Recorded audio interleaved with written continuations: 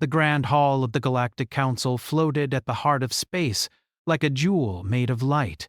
Its walls were clear crystal, curved and smooth, showing the slow movement of stars outside. Thousands of beings filled the chamber. Some had wings folded behind their backs. Others stood on many legs or floated in soft energy fields. Every powerful species in known space had sent representatives. This was not an ordinary meeting. This was the choosing. Princess Scifi of the Villari stood alone at the center platform. She was tall and graceful, her silver-blue skin glowing softly under the council lights.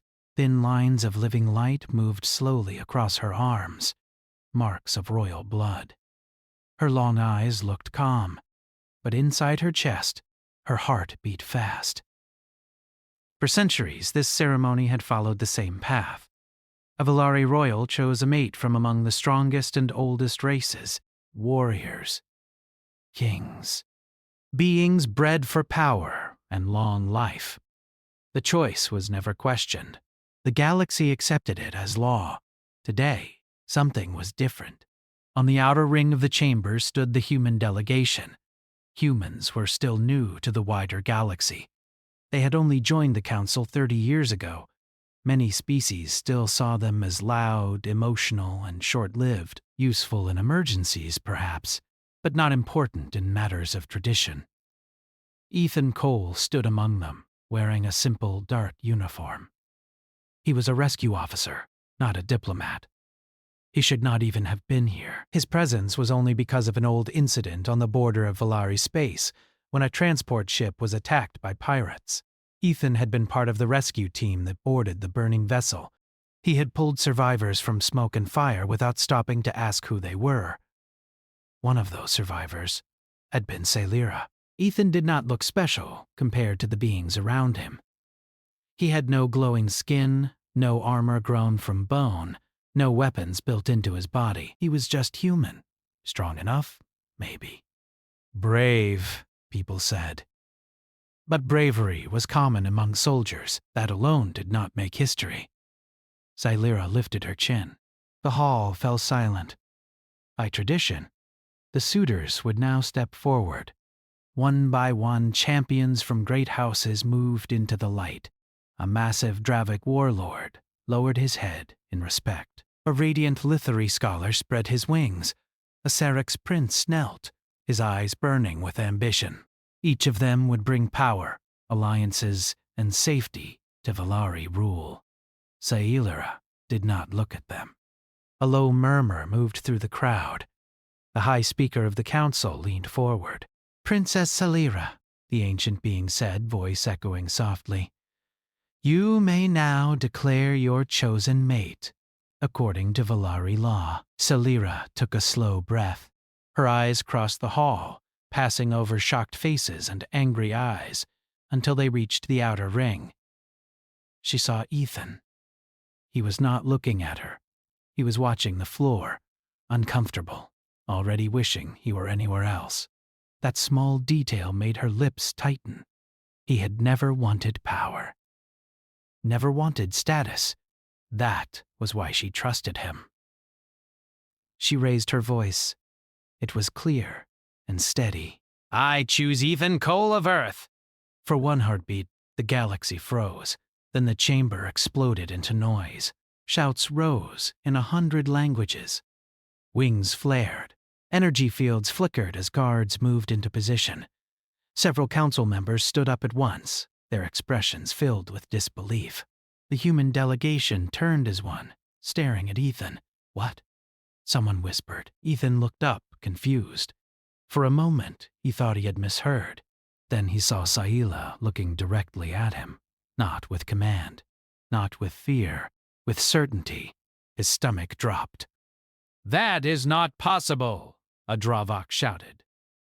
"Humans are unbound by star law." "This is mockery," cried another voice. The high speaker struck the floor with a staff of light. "Silence!" The noise faded, though tension still crackled in the air. "Princess," the high speaker said slowly, "you understand the weight of this declaration. A Villari royal bond is not symbolic. It is permanent. political, biological. Your chosen mate must be compatible. He is, Silira replied. Gasps followed her words. A Valari elder rose from his seat, his skin darkening with anger. Our bloodlines have been protected for 10,000 cycles. You would tie them to a species that barely left its home system? Silira turned to face him. That species crossed half the galaxy to save strangers, she said, including me. Eyes turned again to Ethan. He swallowed hard. His mouth felt dry. He remembered that day clearly. The burning ship, the screams, the blue-skinned woman trapped under twisted metal. He had not known she was a princess. He had only seen someone who needed help. I didn't. Ethan began, but his voice was lost in the rising arguments. The high speaker raised a hand. Ethan Cole, they said. You accept this bond? Every eye locked onto him. Ethan's mind raced. He knew enough about Valari law to understand the danger. If he accepted, he would become a target overnight. If he refused, Silira would be shamed before the galaxy. Either choice would change lives. He looked at her again. She gave a small nod. Not a command. A question. Ethan straightened. I don't fully understand your laws, he said carefully, but I understand choice. She chose freely. I won't insult that. The chamber went quiet again. I accept, he said. The words echoed like thunder. Several council members stood at once, their faces dark. Others whispered urgently to aides. Across the galaxy, news drones transmitted the moment live. On distant worlds, screens lit up with the same image, a human standing beside a Valari princess. The scandal was already spreading. And security shields lowered between sections of the hall as tempers rose. The high speaker spoke again, voice heavy. This council will recess. The legality of this bond will be examined. Silira did not move. By Valari law, she said, the bond is already valid. That law was written before humans reached the stars, the elder snapped. Then perhaps, Silira replied calmly, it is time the law learned something new. The session ended in chaos. Delegations stormed out. Some glared at Ethan with open hatred.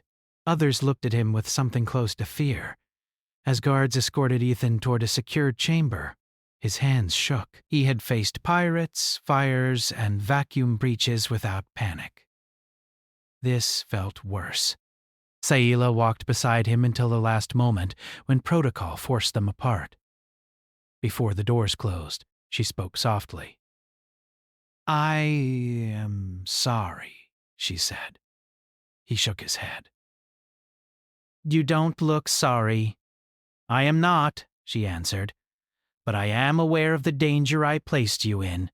He gave a weak smile. Story of my life. The doors sealed between them. Alone in the quiet room, Ethan sat down heavily. Somewhere beyond the walls, the galaxy argued about him, about humanity, about whether a human could ever stand beside the stars and be equal. He did not know how this would end, but far away, across dozens of systems, one truth had already taken hold.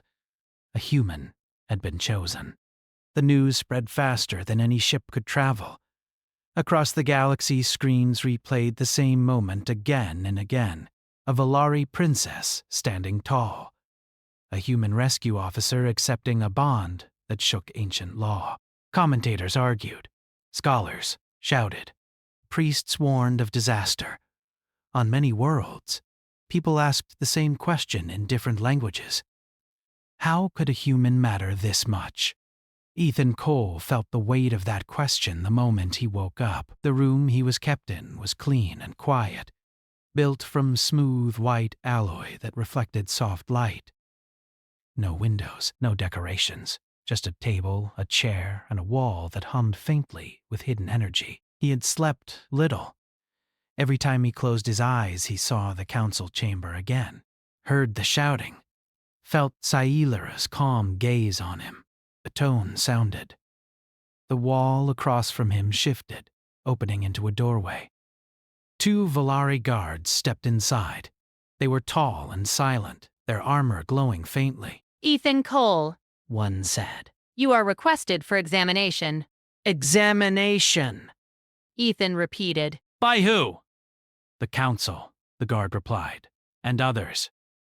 That answer explained nothing and everything. They escorted him through long corridors filled with movement. He noticed how often people stopped to look at him. Some faces showed curiosity, others showed clear dislike. A few showed fear. He had never been looked at like this before, not even during battles. He was taken into a wide chamber filled with instruments and floating screens. Beings of many species waited inside. Scientists, medics, officials. None of them smiled. A livery examiner floated forward, wings folding neatly. This will be a simple process, it said. We will test your biology, neural patterns, and compatibility markers. Compatibility with what? Ethan asked. With Princess Salira, the being replied. Ethan clenched his jaw. He had expected this. Still, it felt wrong. As if he were no longer a person, but a question to be solved. Hours passed. They scanned his blood, measured his reflexes, tested his stress responses, asked endless questions about human behavior, emotions, and loyalty. Some questions felt less like science and more like accusations. Humans form bonds quickly, one examiner said. Is this not simple imprinting? We adapt under pressure, another added. That does not equal stability. Ethan answered honestly. He did not pretend to be more than he was. He spoke about his job, about rescue work, about choosing to help because someone needed it. When asked why he accepted the bond, he paused. Because she chose, he said simply. And because I don't believe people should be treated like mistakes. The room went quiet for a moment. Meanwhile, Salira faced her own storm. She stood before the Volari High Circle, a gathering of elders whose authority rivaled the council itself. Their chamber was older than many stars, carved from living crystal that pulsed with memory. You have endangered everything, one elder said, his voice sharp. Our alliances. Our bloodlines. Our future. Salira met his gaze without fear. I have strengthened them. By choosing a human? Another demanded. A species that burns bright and dies fast? They burn bright, Salira agreed. That is not weakness. Murmurs rippled through the circle. The council considers this bond unstable, the eldest elder said. They suggest annulment. Salira's eyes narrowed. They do not have that authority. Then they will invent it, the elder replied calmly. Already several species threaten to withdraw support. They fear what this choice represents. And what is that? Salira asked. That tradition no longer controls destiny, he said. That choice does. Silence followed. Salira folded her hands. Then perhaps their fear is well placed. The elder studied her for a long moment. You care for him. Yes, Scifi said. That alone may destroy you. Or save us, she answered. Back on Earth, the reaction was no less intense. Human networks exploded with debate. Some hailed Ethan as a hero. Others accused him of risking humanity's safety. Political leaders demanded explanations. Military analysts warned of possible retaliation. The human ambassador to the Galactic Council stood before a crowded chamber, voice tight. Ethan Cole acted as a private citizen. His decision does not represent official human policy. Behind closed doors, arguments raged. Some saw opportunity, new alliances, new influence. Others saw only danger. He's a rescue officer, not a diplomat, one leader snapped. He could start a war by accident. He already started something, another replied, and the galaxy is watching how we respond. Back in the station, Ethan was escorted again, this time to a different chamber, smaller, darker. The air felt heavier. The high speaker waited inside, surrounded by observers. Ethan Cole, the speaker said, you have passed initial evaluations. However, compatibility is not acceptance. I figured, Ethan said. You stand at the center of rising conflict, the speaker continued. Several member species have formally protested your bond.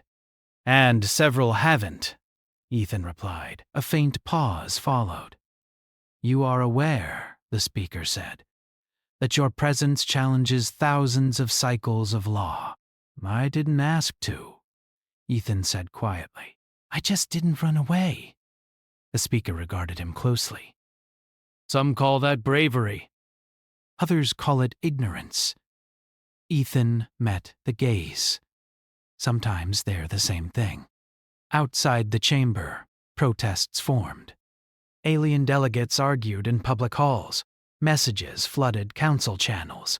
Words like impurity, danger, precedent, and imbalance echoed everywhere.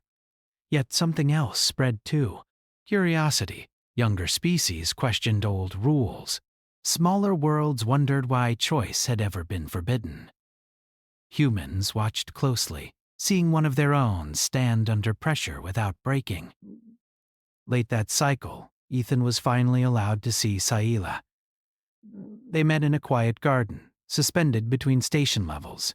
Artificial stars glowed above them. For a moment, neither spoke. I didn't know it would be this loud, Ethan said finally. Sailira's lips curved faintly. The galaxy dislikes surprises. Are you regretting it? He asked. She stepped closer. No! He let out a slow breath. Good, because they're not done with me yet. They are not, she agreed. Tomorrow the council will decide how to proceed. And you? I will stand, Sailira said, as I always have. Ethan looked at the stars above them. Somewhere out there, people argued about his worth, about whether humans belonged among the powerful. He did not have answers for the galaxy, but he knew one thing. He would not step aside. The council chamber was fuller than ever. Every seat was occupied. Delegations stood along the walls. Above, floating platforms carried observers and recorders, broadcasting the moment across the galaxy. The air felt heavy, as if the station itself knew something important was about to happen. Ethan Cole stood alone at the center. He wore no uniform today, just simple clothes, plain and human. His hands were relaxed at his sides, but his heart beat hard in his chest. He had been awake all cycle, thinking, replaying every word spoken about him. He knew this moment mattered, not only to him, but to humanity. Across the chamber, Princess Sailira stood among the Volari delegation. Her posture was calm, but her eyes never left Ethan. The High Speaker rose. Ethan Cole of Earth, the speaker announced, voice carrying to every corner. The Council cannot ignore the unrest your bond has caused. Several member species demand nullification. Others demand exile. A few demand punishment. A low murmur followed. To resolve this, the speaker continued, we invoke an ancient option, one rarely used, the trial of worth. Gasps spread through the hall. Ethan frowned. Trial of worth? It is a test, the speaker said. Not of strength alone, but of character. It was created to judge outsiders who challenged tradition. Sailira stiffened. She knew the trial. Many did not survive it, not because it was cruel, but because it revealed truth without mercy. If Ethan Cole passes, the speaker said, his bond will be recognized as lawful. If he fails, the bond will be dissolved and he will be removed from Volari space.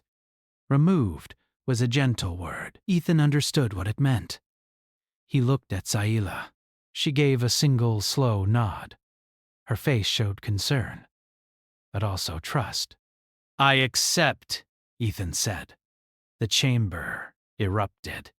No human has ever. This is reckless. He will die. The high speaker struck the staff of light again. The trial begins immediately. The first chamber was small and silent. Ethan stood inside alone. The door sealed behind him. The floor beneath his feet shimmered, then faded into darkness.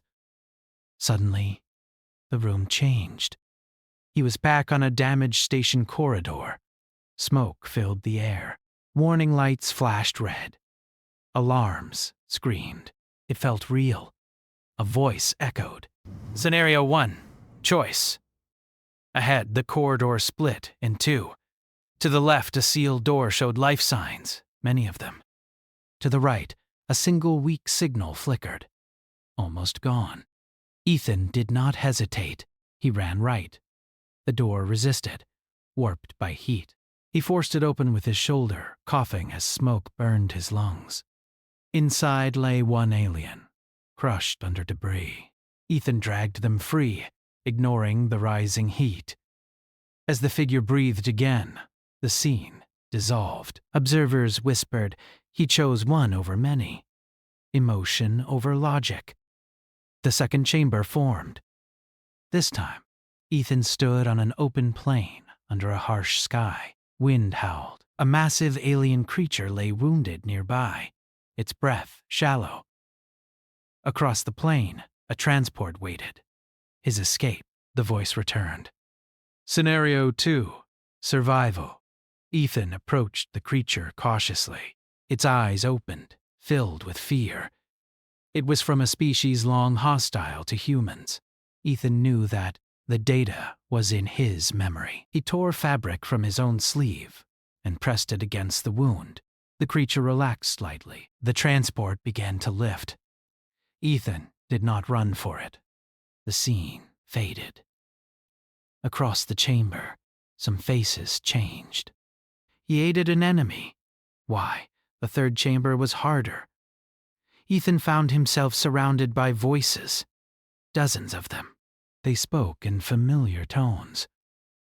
Commanders, politicians, even people from his past. Step aside. You don't belong here. You're too weak. You'll cost your species everything. The pressure was invisible but crushing. His knees buckled. Sweat poured down his face. This was not physical pain. It was doubt made real. Ethan clenched his fists. All right! I don't belong because I'm human? He said aloud. Then maybe the problem isn't me. He stood. The voices faded. Silence filled the chamber. The final test began without warning. Ethan was suddenly back in the council hall. But something was wrong. The room was damaged. Smoke drifted. Delegates lay injured. The station trembled. Sailira stood across the room, trapped behind fallen debris. Her life signs were critical. Between them stood a control panel. The voice spoke one last time. Scenario 3. Sacrifice. The panel showed two options. Option 1. Seal the breach, saving the station and thousands of lives, but the action would release energy that would kill Sayela. Option 2. Save Sailira, but the station would be lost, along with everyone else. Ethan stared at the panel. His breathing grew fast. He looked at Sailira. She met his eyes. In this trial, she could not speak, but her expression was clear. Do what is right. Ethan stepped back. Then he moved to the panel and began rerouting systems manually. Alarms screamed louder. The interface burned his hands as he forced connections not meant to exist. What is he doing? Someone shouted. He's bypassing both options. The system resisted.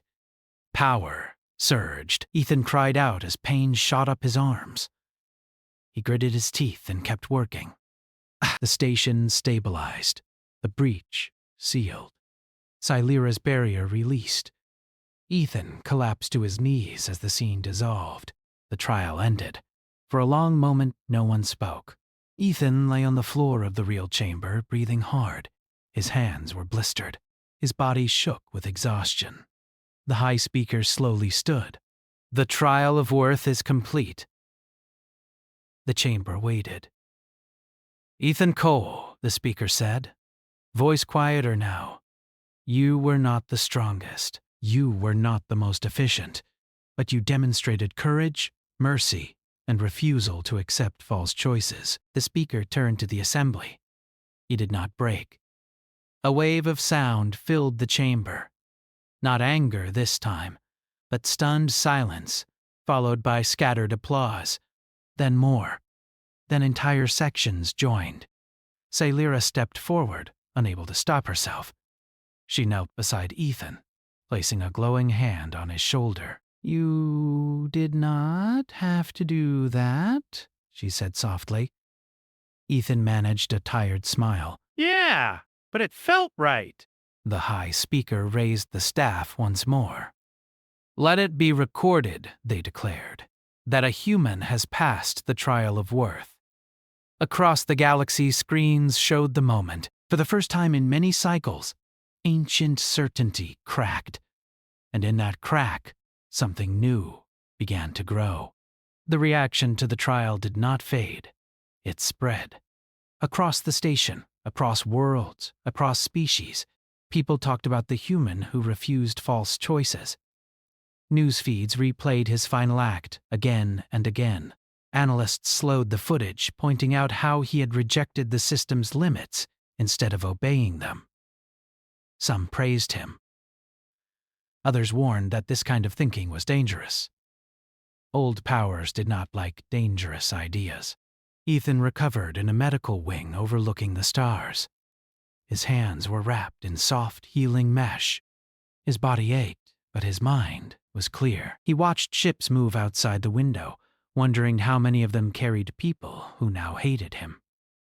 Silira visited often. Sometimes they spoke. Sometimes they simply stood together in silence. The council will meet again soon, she said during one visit. Many believe the matter is settled. And the rest? Ethan asked. They are quiet, Silira replied. Which worries me. She was right to worry. The first warning came as a tremor through the station. Not strong, just enough to rattle lights and make the floor hum. Ethan sat up. That wasn't normal. Before Silira could answer, alarms began to sound. Not the testing alarms Ethan had heard before, but deep, sharp warnings that echoed through every level. External breach detected, a calm voice announced. All personnel remain at assigned stations. Silira's eyes narrowed. That sector is heavily shielded. Another tremor hit, stronger this time. On the far side of the station, space rippled as unknown ships dropped out of faster-than-light travel. They were dark, angular, and marked with symbols few recognized at first. Then, someone did. The Carax, a voice whispered over open channels. They're here. The Carax were not members of the council. They were watchers, predators who stayed at the edges of known space, striking only when they sensed weakness. They had fought Volari forces before, and lost. But this time was different. They're targeting the council ring, a tactical officer shouted. They know exactly where to hit. Energy blasts slammed into the station. Shields flared bright, then dimmed. Smaller defense ships rushed to intercept, but the attackers moved fast, slipping through gaps with brutal precision. Panic spread. Ethan was on his feet despite the pain. Where are the civilians?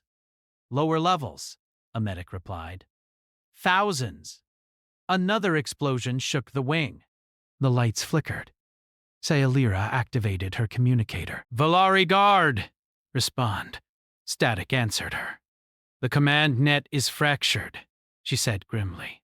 Ethan grabbed a nearby jacket and pulled it on. Then we don't wait. She looked at him sharply. You are injured. I've been worse, he said, and people are trapped. That was all the explanation he needed. They moved together through shaking corridors. Smoke filled the air. Emergency lights painted everything in red and gold.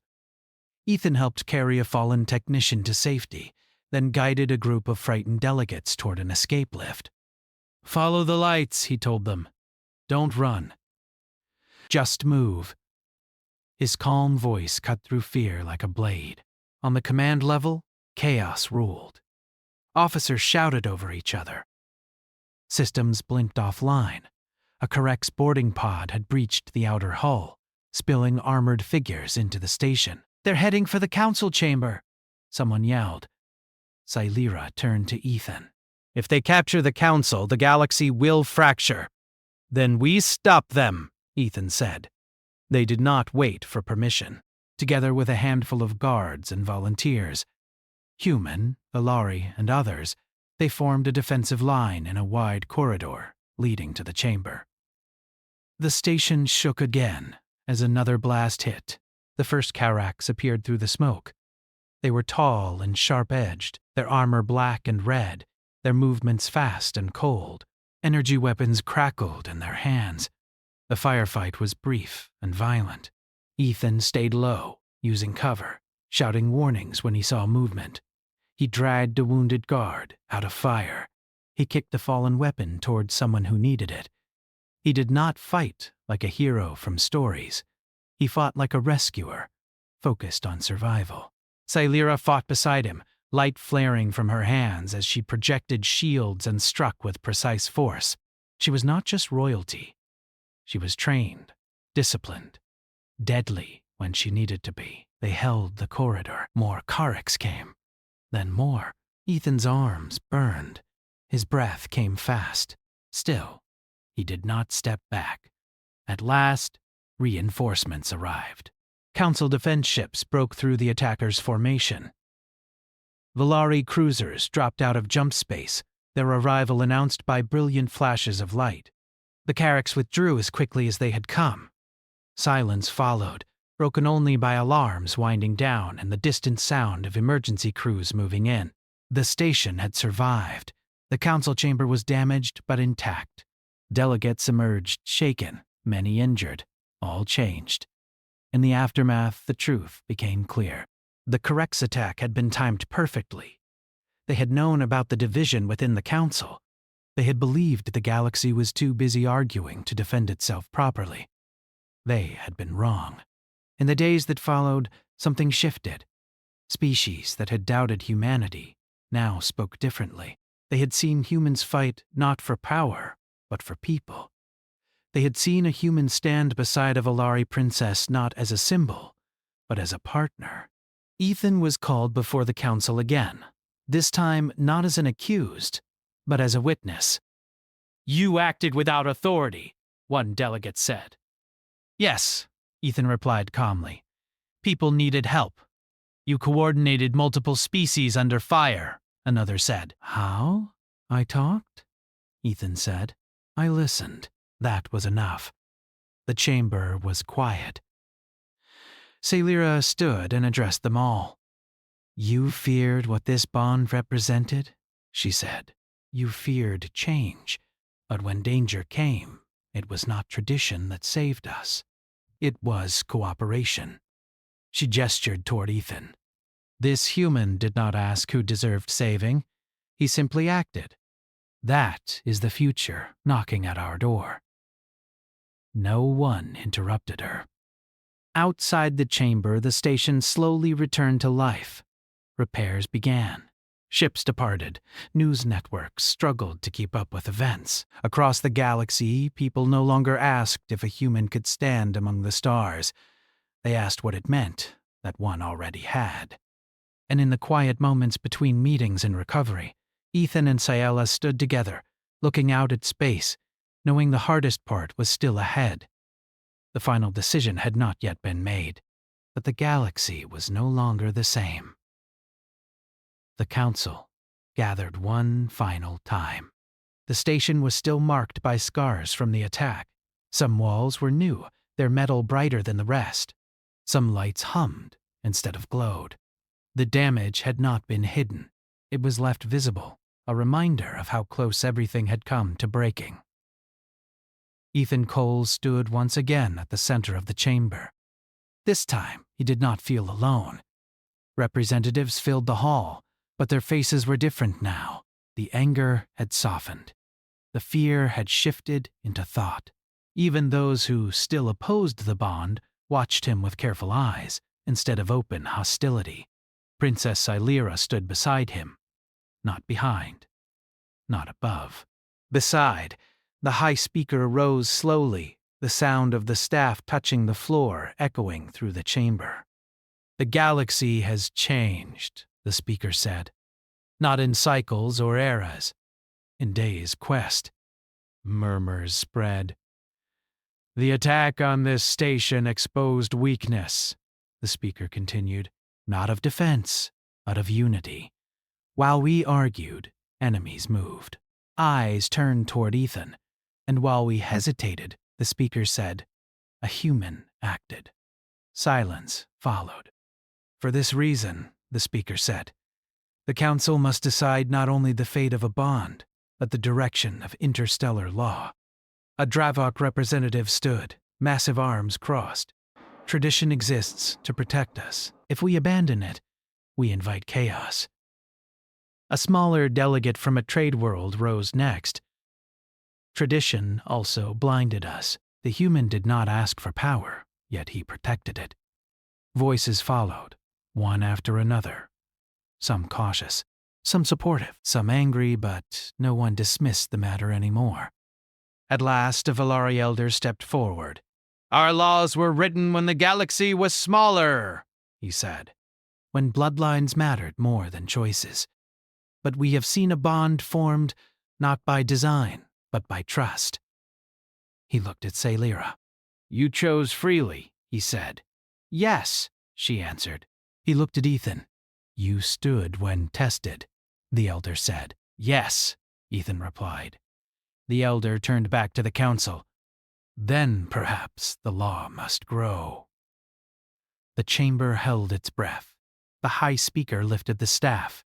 "The council recognizes the bond between Princess Saila of Valari and Ethan Cole of Earth as lawful," the speaker declared.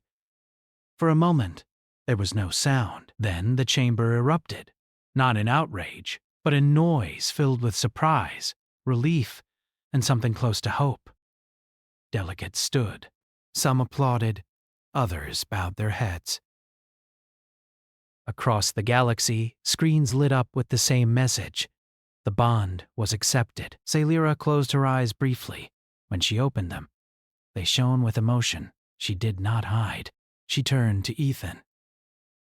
"It is done," she said softly. Ethan let out a breath he felt he had been holding since the choosing. "Guess we survived," he said. She smiled, fully this time. But the high speaker was not finished. "This recognition does not end the matter," they said. "It begins it. Therefore the council proposes a new statute." The room quieted again. "From this cycle forward," the speaker said, "interstellar bonds shall be determined by consent and compatibility, not species alone. No being shall be barred from alliance, partnership, or union solely by origin." Some delegates stiffened, others leaned forward. "This law will be known as the Open Bond Accord." History was being written in real time. The vote followed. One by one, systems cast their decisions. Red lights, green lights, hesitations, changes of mind. When the final count appeared, the result was clear. The accord passed. Not unanimously, but decisively. Across the galaxy, reactions came fast. Celebrations on some worlds, protests on others. Debates filled every channel. But beneath the noise, a deeper shift took place. Humans were no longer observers. They were participants. In the days that followed, Ethan's life changed in ways he never expected. He was invited to councils, asked questions by scholars, studied by diplomats. He answered what he could, and refused what felt wrong. "I'm not a symbol," he said more than once. "I'm just human," but even that statement carried weight now. Sailira formally stepped into her role as future ruler, supported by allies who had once doubted her. She did not rule alone. She listened. She challenged. She reformed systems that had been untouched for ages. And always, Ethan stood nearby, not as her shadow, but as her anchor. They spent quiet moments together, when they could, walking in the station gardens, watching ships leave and arrive, speaking of small things, Earth food, Valari music, places they wanted to see. One cycle, standing beneath artificial stars, Ethan asked, "Do you think they'll ever stop talking about us?" Sailira considered this. "No," she said honestly, "but one day they will talk about others too." That thought made him smile. Months later, a human ship docked at the station, carrying families, scientists, and mediators. Humans were being invited, not feared. Mixed crews formed. Joint missions launched. The galaxy adapted, as it always had. On a distant world, a young alien watched a broadcast of Ethan and Sailira addressing a joint assembly. The alien turned to their parent and asked, "Does that mean I can choose too?" The parent paused, then nodded. "Yes," they said. "I think it does." Back at the heart of the station, the two who had started the scandal stood together once more. "We didn't plan this," Ethan said quietly. "No," Sailira replied, "but we accepted it." They looked out at the stars. Vast, dangerous, beautiful. The galaxy was still imperfect. Conflicts remained.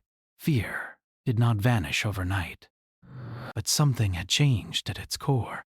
A line had been crossed, not by conquest, not by force, but by a human who refused to step aside, and an alien who refused to choose anything less than her own truth. And among the stars, a new story began.